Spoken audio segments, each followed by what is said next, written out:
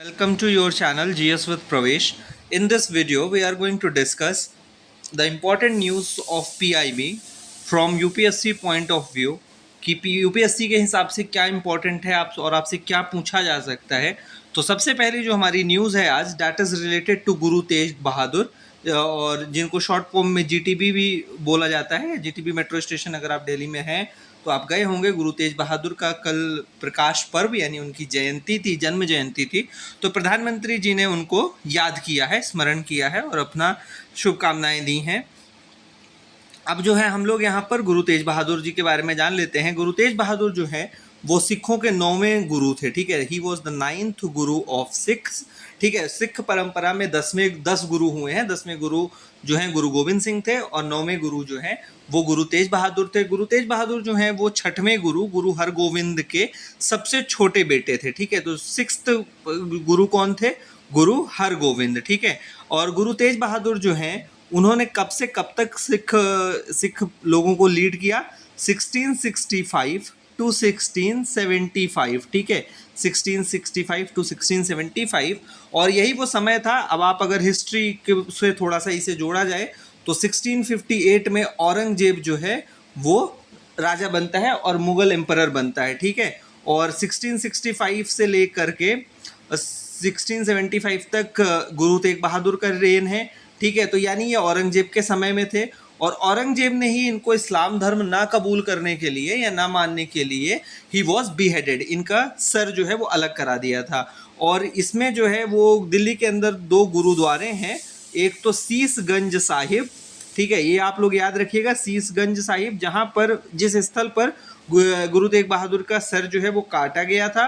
And gurdwara Rakabganj Sahib, जहाँ पर गुरुद्वारा उनके जो है वो मतलब उनको दफनाया गया था, ठीक है। तो गुरुद्वारा रकाबगंज साहिब। अब एक चीज़ और है कि गुरु तेग बहादुर न सिर्फ योद्धा थे बल्कि वो एक कवि भी थे। He was also a scholar, he was a warrior scholar. And Guru Granth Sahib में जो 115 जो हाइम्स हैं they belong to Guru Tegh Bahadur, ठीक है। इसके अलावा गुरु तेग बहादुर को जो है वो कई उपाधियां भी मिली हुई थी और उनमें से 3 उपाधियां इंपॉर्टेंट हैं। सृष्ट दी चादर, it means he was the shield of the world. धर्म दी चादर, धर्म यानी रिलीजन, ठीक है। इसके अलावा उनको हिंद दी चादर भी बोला जाता है। तो ये चीज़ हम लोग याद रखेंगे गुरु तेग बहादुर के बारे में। Then next news is related to Bhagavad Gita and Natya Shastra, ठीक है। अब इनको यूनेस्को की जो मेमोरी ऑफ वर्ल्ड रजिस्टर है उसमें शामिल किया गया है, ठीक है। तो इस चीज़ को याद रखिएगा कि भारत की तरफ से अभी रिसेंटली किनको शामिल किया गया है UNESCO memory of world register में? गीता एंड नाट्य शास्त्र। अब भगवद गीता जो है वो किसका पार्ट है? वो महाभारत का पार्ट है, ठीक है। इस चीज़ को याद रखेंगे हम लोग। महाभारत के किस पर्व में भागवत गीता है? भीष्म पर्व में है, ठीक है। और मतलब जो एक स्टैंडर्ड है वो गीता में कितने अध्याय हैं? तो there are 18 chapters in Gita, ठीक है। तो 18 अध्याय में गीता है। और गीता में जो है वो 4 लोगों के श्लोक हैं। एक तो धृतराष्ट्र हैं, एक संजय है और तीसरा भगवान श्री कृष्ण है और चौथे जो हैं वो अर्जुन है, ठीक है। तो 4 लोगों ने भगवद गीता के अंदर श्लोक उनके नाम से हैं, ठीक है। इस चीज़ को हम लोग याद रखेंगे। इसके बाद अगर हम बात करें नाट्य शास्त्र की, तो नाट्य शास्त्र जो है वो किसने लिखा था? भरत मुनि ने लिखा था, ठीक है। तो भरत मुनि ने नाट्य शास्त्र लिखा था और भरत नाट्य शास्त्र को जो है वो 5वां वेद की उपाधि मिली हुई है। It is known as 5th Veda. तो हम जो लोग 4 वेद हैं हमारे पास, ऋग्वेद, सामवेद, यजुर्वेद एंड अथर्ववेद। एंड नाट्य शास्त्र को कुछ स्कॉलर्स जो हैं वो 5th वेद भी मानते हैं और इसको भरत मुनि ने लिखा था। एंड इसमें जो रस है, भाव है, इसका जिक्र किया गया है। तो इस चीज़ को हम लोग याद रखेंगे। और इसके बाद हम लोग यूनेस्को के बारे में देख लेते हैं। यूनेस्को क्या है? United Nation Education Scientific and Cultural Organization, ठीक है। ये कब बना था? 1945 में बना था। ये एक चीज़ हम लोग याद रखेंगे। इसके बाद इसका हेडक्वार्टर कहाँ है? हेडक्वार्टर इसका है पेरिस के अंदर, ठीक है। तो इस चीज़ को भी हम लोग याद रखेंगे। तो ये हमारे कंप्लीट यहाँ पर इसका न्यूज़ एनालिसिस हो गया। Then next news is related to International Space Station. और इंडिया की तरफ से जो हैं वो शुभांशु शुक्ला जी जो है वो पहले एस्ट्रोनॉट बनेंगे जो इंटरनेशनल स्पेस स्टेशन में जाएंगे, ठीक है। तो इंडिया के शुभांशु शुक्ला जो इंडियन एयरफोर्स में ऑफिसर भी हैं, he will be going to space, ठीक है, and he will be the first Indian astronaut to travel to space in over 4 decades after Rakesh Sharma's iconic 1984 flight aboard a Soviet Soyuz spacecraft, ठीक है। तो पहले भारतीय होंगे शुभांशु शुक्ला जो international Space station में जाएंगे। एक फैक्ट ये याद रखिएगा, यहीं पर ये भी क्लियर कर लें कि भारत की तरफ से पहला पर्सन कौन थे जो स्पेस में गए थे, तो वो कौन थे, राकेश शर्मा थे, ठीक है। कब गए थे, 1984 में गए थे, और किस स्पेसक्राफ्ट से गए थे, सोवियत के सुएज स्पेसक्राफ्ट से गए थे, ठीक है। इस चीज़ को हम लोग याद रखेंगे। राकेश शर्मा से जब प्रधानमंत्री इंदिरा गांधी ने पूछा कि ऊपर से हिंदुस्तान कैसा दिखता है, तो ही सेड सारे जहां से अच्छा हिंदुस्तान हमारा, ठीक है। तो इस चीज़ को हम लोग याद रखेंगे, राकेश शर्मा जी का नाम और शुभांशु शुक्ला जी का नाम, ठीक है। इसके बाद जो यहाँ पर न्यूज़ है, यहाँ पर आप देख सकते हैं कि शुभांशु शुक्ला ग्रुप कैप्टन जो इंडियन एयरफोर्स से आते हैं, और ये जानकारी किसने दी है कल, वी नारायणन जो सेक्रेटरी हैं department of space and chairman ISRO, ठीक है।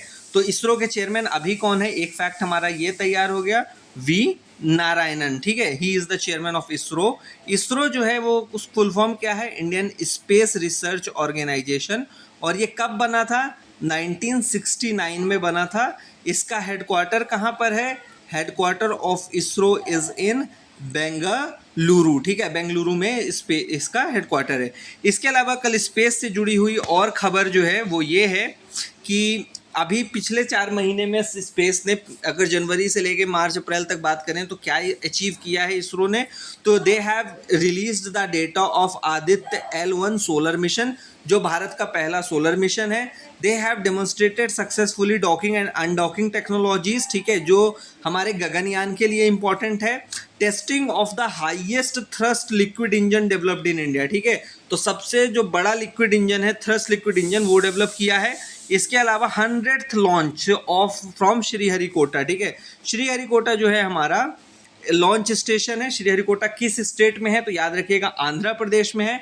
एंड GSLV F-15, ठीक है, तो वहाँ वो 100th लॉन्च की गई है। अब आपसे क्वेश्चन ये पूछा जा सकता है प्रीलिम्स के अंदर या आपके NDA या CDS में कि GSLV F-15 क्यों न्यूज़ में था, ठीक है, तो याद रखेंगे हम लोग, it was the 100th launch from the Sriharikota. इसके अलावा इसरो ने ये भी बताया कि they are developing a Vikas engine, ठीक है, विकास इंजन क्या है, it is crucial for future launch vehicle recovery missions, ठीक है, तो याद रखिएगा इसरो का विकास इंजन किस काम के लिए है, लॉन्च व्हीकल रिकवरी मिशंस के लिए है। तो ये चीज़ यहाँ पर इसरो से रिलेटेड थी।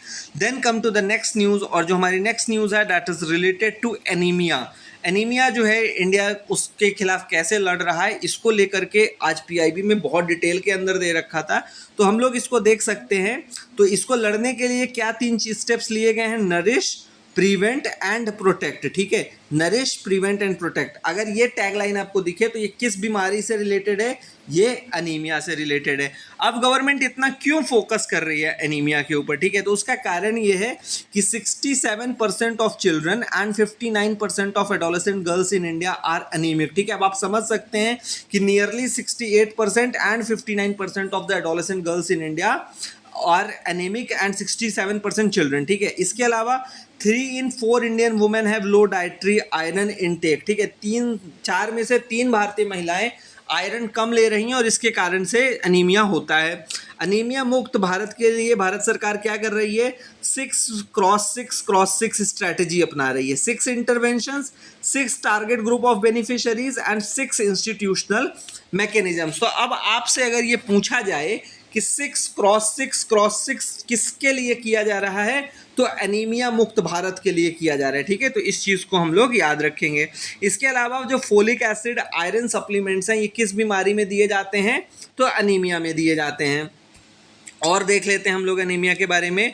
अनीमिया जो है वो किसके कारण से होता है, तो primarily it is caused by iron deficiency, iron की डेफिशिएंसी के कारण होता है। इसके अलावा विटामिन B12 की डेफिशिएंसी हो, विटामिन A की डेफिशिएंसी हो, आयरन फोलेट की डेफिशिएंसी हो एंड न्यूट्रिशन की जब कमी होती है, ये दूसरे कारण है। लेकिन अगर आपको ऑप्शन में प्राइमरी कारण पूछा जाए तो क्या है, आयरन डेफिशिएंसी, ठीक है। इसके कारण होता क्या है एनीमिया के कारण, एनीमिया के कारण ये होता है कि जो हमारे ब्लड में हीमोग्लोबिन लेवल्स हैं वो कम हो जाते हैं and it reduces the blood's capacity to carry oxygen to vital organs. तो ब्लड की जो ऑक्सीजन को कैरी करने की कैपेसिटी है वो कम हो जाती है। अब भारत में इतना ज़्यादा एनीमिया क्यों है, उसका कारण है poor nutrition, early pregnancies, inadequate maternal care and limited access to iron rich foods. ठीक है, तो ये मेजर कारण है जिसके कारण अनीमिया होता है भारत में, इसका प्रेवलेंस थोड़ा ज़्यादा है। अब अनीमिया के सिम्टम्स क्या होते हैं? अनीमिया के सिम्टम्स हैं हमारे फैटिग यानी थकान रहना, diminished physical work capacity and shortness of breath, सांस लेने में दिक्कत होना। ठीक है, तो ये मेजर कारण हैं। इसके अलावा जो है वो अनीमिया के कारण हमेशा थकान लगती रहती है, डिजीनेस लगता रहता है और हाथ पैर ठंडे हो जाते हैं, सर दर्द बना रहता है, सांस लेने में दिक्कत होती है। तो ये सारे कारण हैं। अब इस किसको अनीमिया ज़्यादातर इम्पैक्ट करता है? जो बच्चे 5 साल से कम उम्र के हैं उनके अंदर एनीमिया जो है उसके होने के चांसेस सबसे ज़्यादा होते हैं। ठीक है, इसके अलावा जो menstruating adolescent girls and women हैं and pregnant and post partum women यानी जिनकी प्रेगनेंसी हो चुकी है और जो महिलाएं प्रेग्नेंट हैं उनको ये ज़्यादा इम्पैक्ट करता है। अब इसका इम्पैक्ट क्या होता है, इसके कारण और प्रभाव हम लोग देख लेते हैं कि इसके कारण जो बच्चे हैं उनकी जो कॉग्निटिव डेवलपमेंट है और मोटर डेवलपमेंट है वो नहीं होती है। ठीक है, it results in impaired cognitive and motor development in children and decreased work capacity in adults. तो जो बड़े लोग होते हैं उनकी काम करने की क्षमता के ऊपर प्रभाव पड़ता है। ठीक है, तो इस चीज़ को हम लोग याद रखेंगे। इसके बाद अगर हम बात करें कि इसको कैसे कम किया जा सकता है, तो इसका सिंपल सा है कि आप आयरन रिच फूड्स खाइए, न्यूट्रिएंट रिच फूड्स खाइए जैसे folate, vitamin B12, vitamin B, A and maintaining a balance diet and taking supplements when a health care provider recommends them. ठीक है, तो इस चीज़ को हम लोग याद रखेंगे।